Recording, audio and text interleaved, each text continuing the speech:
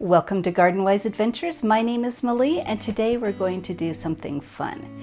Now before I start, I would like to give you a really quick update of my grow room and show you what's growing, and that's going to lead into what we're going to do today. I'm going to do two different videos today and they're related, not related, and you'll understand in a little bit. So let's show you what's happening in my grow room. The first thing I'm going to show you is this bottom area. We're not going to go over each thing individually. But this is a tray of greens that I've been harvesting off. We've got chard and kale and some chijimisai. Then we've got the catnip in the back for the kitties. My aloe vera is doing amazingly well. I've never had an aloe vera this big. Up here, the houseplants are doing really well. I'm excited about that. I've never been able to grow houseplants before. This is my hydroponics. I've turned off the lights because the lights are, they interfere with the video. But we've got my purple basil. For a later video, we've got tons of tomatoes. More tomatoes. They're doing really well. And then my new thing. I've always wanted to grow succulents, never been able to do it.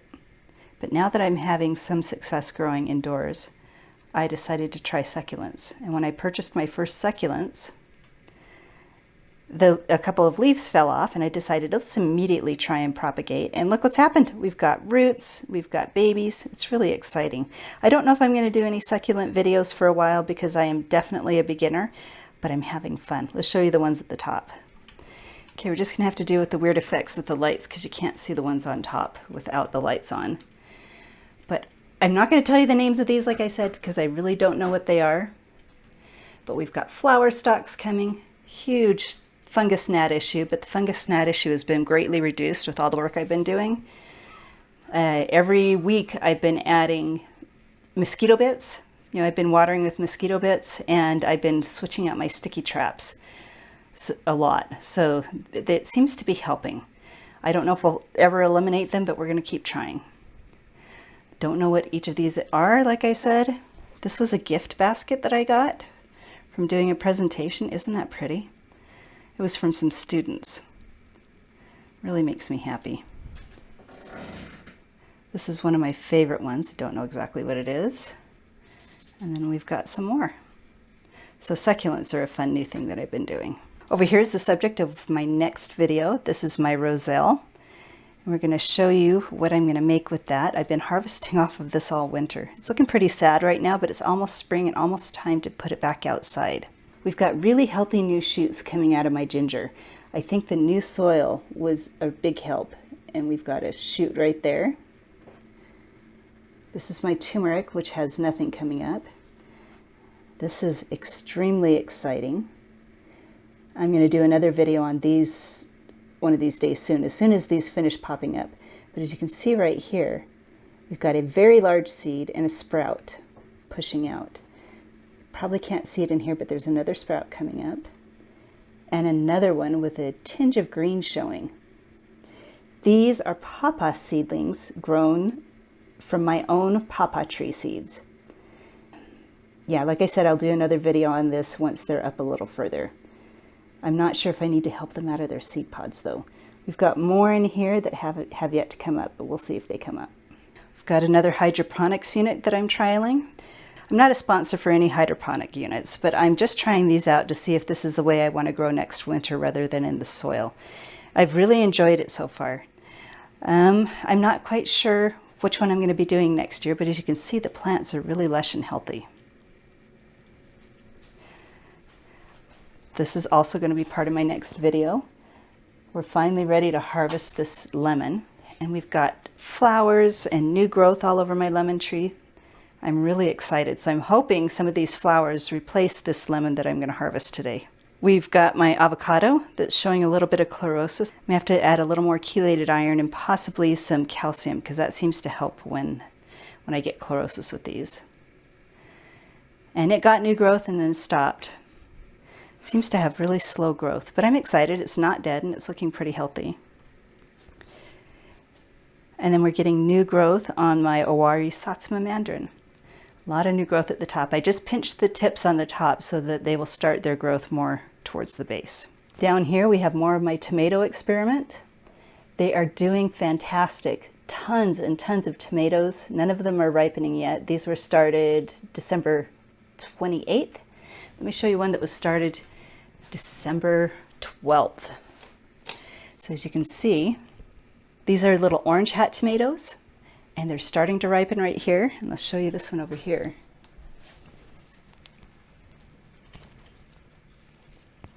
Look at that. It's not ripe yet, but it's getting there. So we're gonna start having ripe tomatoes. I'm really excited. These were planted, these two right here were planted a little earlier, and they were planted on December 12th. So it takes a while to get tomatoes indoors, just like it takes a while to get tomatoes outdoors. So I think next year, absolutely growing tomatoes next year. I don't know if they'll stay in hydroponic units or if they'll stay in pots, or maybe even both. But I think I'm gonna start these in September. Here's more kale and chard and chijimisai, a little bit of dill and some green onions that I've been harvesting off of. Here's my salad greens ready for another harvest. And then I've got my winter veggies ready to plant out as soon as it stops freezing. Tomorrow night is going to hit 8 degrees Celsius. I don't know if in this area we'll actually hit the single digits, but it's going to at least be the low teens. And it's forecasted for single digits. And this is the second week in March. So we still have a ways to go before we can go outside. Here's my onions. We transplanted my peppers. So we've got a bunch of peppers. I think I started them a little bit early. I thought they were going to take a little bit longer to sprout. Here's my lime balm, related to lemon balm, and it smells like lime. They smell really good. So those will be ready to go out when it's time in the spring. I'm really, really excited about these. We've got some ashwagandha. I use that in a tea. So we've got 5 little ashwagandha plus a 6th one. Let me see if I can get in here. See this little tiny baby right here? That's a 6th one. So I think I'm going to let both of those get a little bit bigger and divide them and separate them out. Here's another little baby ashwagandha. There's nothing else in this pot. Way back here's my stevia. So I have 7 stevia. I didn't think that the ashwagandha was going to sprout any further, so I put a stevia in this spot. So we have stevia. Back here is some snapdragons. Then we've got some bunching onions. And this whole flat is snapdragons, yellow and apple blossom. And then we've just got my extra kale and Swiss chard and stuff that I didn't have room for.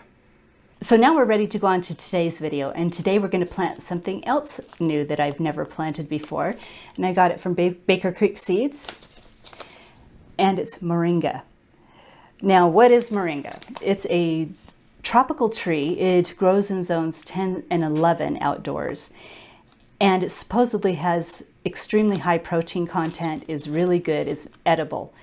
Now, as I've been looking around my grow room and my outdoor properties, and you can see a lot of the different videos that I have, I kind of ask myself, why do I plant all these things that are so unusual, so different, with no real idea if they're going to succeed or not? Now, I think this kind of thing has been wired in my DNA. I really like to try new things, things that, where you are really questioning whether or not you're going to succeed. Now, just as a little bit of backstory on what kind of person I am. Now, I am different now than I was when I was younger. I do have to say that I have grown a little bit and matured. Maybe it's not matured, gotten a little wiser, and had kids and gotten a little more responsible. I was a advanced licensed scuba diver. I have dived with sharks, done deep water dives. I've jumped out of airplanes, parachuted. I actually landed in the ocean once because my chute didn't open all the way. When I was really young, my dad taught me how to fly gliders. I never got my glider's pilot's license, so I never did that on my own. I've helped my ex-husband navigate in a small airplane from California down to South Texas. Things like that I really enjoy. Right now I'm a little bit older and I'm not doing the the dangerous things anymore. But I am doing things that put life a little bit on the edge. Is it going to succeed? Is it not going to succeed? If it succeeds, it's brilliant and exciting. For example, I have bananas in my Zone 6 garden outside under cover right now. I don't know if they're going to succeed. If they don't succeed, then we have another spot open for something else fun. If they do succeed, then my heavens, I've grown bananas in Zone 6.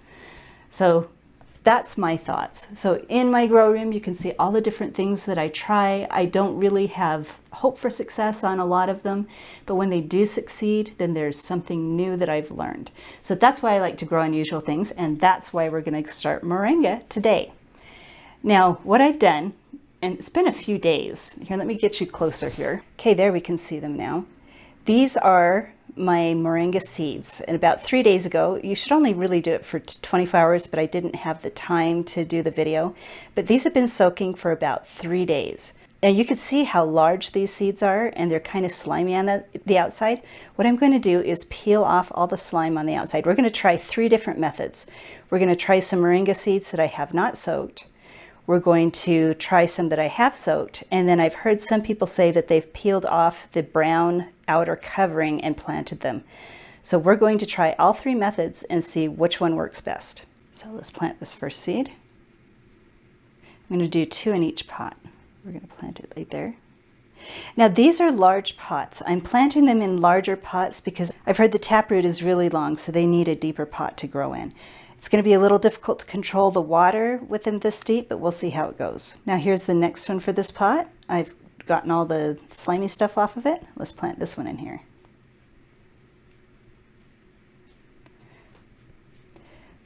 So the first ones are done. We'll see how they do. Now I've gotten this one started. I don't know how much further I want to go.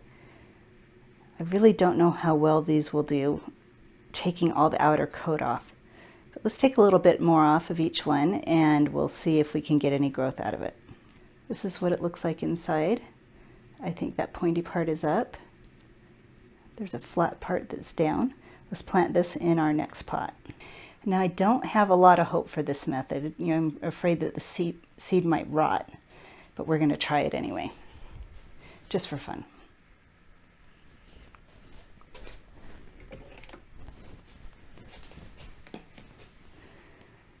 So we're going to take all the outer coat off. Now to open the last one, and hopefully I don't ruin the seed pod doing it, but I took my pliers, hopefully you can, so I took my pliers and very, very gently squeezed just enough until you see it start to open. See it's starting to open, but I'm not squishing the inside part of the seed.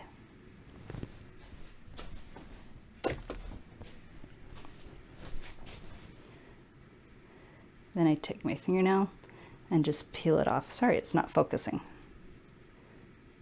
There it is. Let's just take a little bit more off.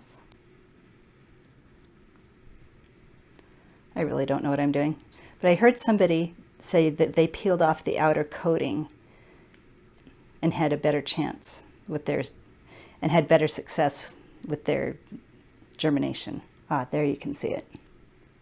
We'll see what happens with this. Now in this last pot, we're going to just plant the unsoaked seeds. This is what they look like when they're not soaked.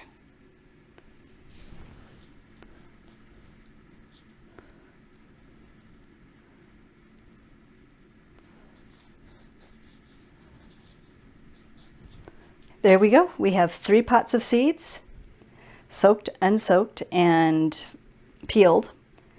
And I will mark each one and we will see how well they do. So there we have it, yet another experiment started, and I'm so excited to see what the results are going to be. I will definitely update you and let you know what's happening, even if there are no results. I'm not sure how long they take to sprout, but I think 3 weeks is the longest.